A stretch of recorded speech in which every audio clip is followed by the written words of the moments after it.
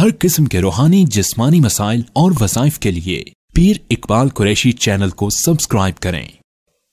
نحمدہ ونصلی ونسلم علی رسولہ الکریم، اما بعد فاعوذ باللہ من الشیطان الرجیم، بسم اللہ الرحمن الرحیم۔ شعبان المکرم کی 15 تاریخ جسے شب برات کہا جاتا ہے، اس کا ایسا مجرب عمل آپ کو بتا رہا ہوں جو آپ کے رزق میں، مال میں، تجارت میں بے انتہا اضافے کا باعث بنے گا اور پورا سال آپ پر رزق کی فراوانی ہوگی۔ چونکہ شب برات کے متعلق جو مشہور ہے روایات کے اندر، اللہ تبارک و تعالی تمام جو ہے انسانوں کے اور دیگر مخلوقات کے، ان کے پورے سال کے تمام اعمال کو، مقدر کو فرشتوں کے سپرد کرتے ہیں کہ اس سال میں اس نے کتنا کھانا ہے، پینا ہے، کیا کیا کرنا ہے، شادی ہونی ہے، اولاد ہونی ہے یا انتقال ہونا ہے۔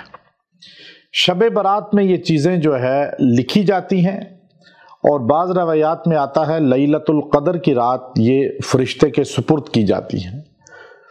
اب شب برات میں جو یہ عمل کرے گا تو اللہ اس پر وہ سال رزق کی فراوانی کریں گے۔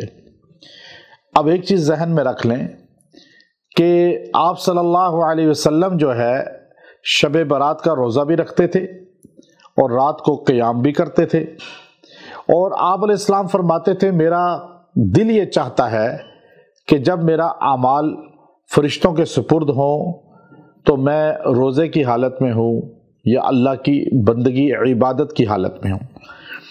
تو جو آدمی رزق کے لیے اللہ کے حضور اس رات میں یا دن میں دعا کرتا ہے، اللہ اس کو رزق کی فراوانی دیتے ہیں۔ ویسے بھی ہر تہجد کے ٹائم آسمان دنیا پہ اللہ تبارک و تعالی نزول فرماتے ہوئے یہ سوال کرتے ہیں، بار بار صدا لگواتے ہیں، کوئی ہے جو استغفار چاہے، کوئی ہے جو ہم سے روزی چاہے، عطا ہم اسے کریں گے۔ تو لوگ سوئے ہوتے ہیں اور محروم ہو جاتے ہیں۔ تو یہ رات اور یہ دن اللہ کے حضور لینے کا بہت بڑا ذریعہ ہے۔ رزق کی کمی کا آپ شکار ہیں تو آپ شب برات کی رات کو ضائع نہ کریں۔ آپ اجتماع نہ کریں مسجدوں میں، لوگوں کو بلا کے شب بیداری کا ترغیب دے کر پوری رات گپے لگانا، نوافل کی جنگ لڑنا کہ وہ 6 پڑھ رہا ہے میں 10 پڑھوں، وہ 50 پڑھ رہا ہے میں 100 پڑھوں، وہ اتنے تلاوت کر رہا ہے میں اتنی کروں، وہ اتنا ذکر میں اتنا ذکر کروں۔ یہ چیزیں شرعاً بالکل جائز نہیں ہیں، بلکہ آپ اپنے گھر میں خاموشی سے تھوڑی سی عبادت کریں، اور یہ نوافل ہمیشہ چھپ کر عبادت ہوتی ہے، تو آپ یہ وظیفہ کم از کم اس رات میں ضرور پڑھ لیں۔ اگر رات کو رہ جائے تو دن کو پڑھ لیں۔ وہ وظیفہ کیا ہے کہ آپ نے جو ہے سورہ یوسف کی یہ آیت کریمہ، انما اشکو بثی وحزنی الی اللہ، اب یہ آیت ہے سورہ یوسف کی۔ حضرت یعقوب علیہ السلام نے درد و پریشانی میں یہ الفاظ کہے تھے۔ آپ اپنی پریشانی کا اظہار اپنے رب کے حضور شب برات میں یوں کریں۔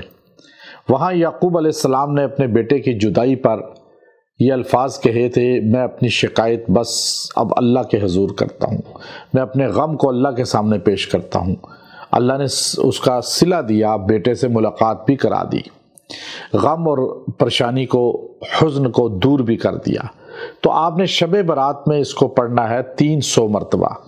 جو غم ہے، جو پریشانی ہے، وہ اللہ کے حضور اس رات پیش کریں، اللہ آپ کو اس سے نجات بھی دے گا، رزق کی فراوانی پورے سال دے گا۔